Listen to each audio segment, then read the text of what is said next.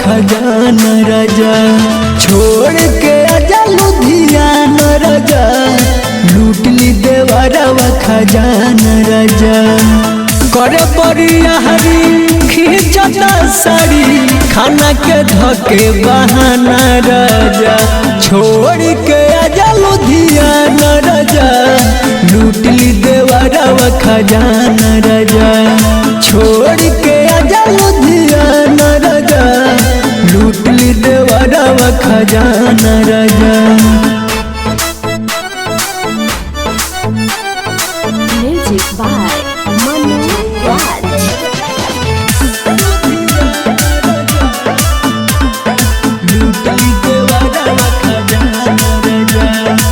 दोसर के मेहर देखी के हे हर, पासे में बैठे ला मांगत चेयर, पासे में बैठे ला मांगत चेयर। बाल्टी में पानी भरे उ माना मानी करे, केहू से खाली हमार बदनामी करे। जल्दी से आओ देरी न लगाओ, भल छूट जाई कारखाना राजा।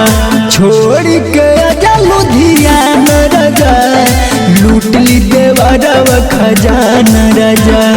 छोड़ के आजा लुधियाना राजा, लूट ली देवरवा खजाना राजा।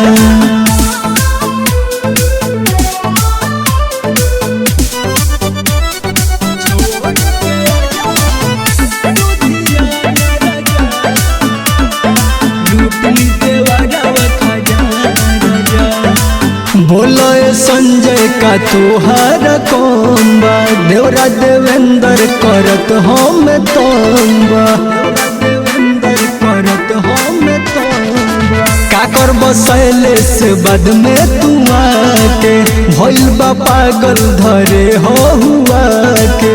मन तन बात करतवे घात, हरदम मारतवे ताना राजा। छोड़ के आजा लुधियाना राजा, लूट ली देवरवा खजाना राजा। छोड़ के आजा लुधियाना राजा, लूट ली देवरवा खजाना राजा।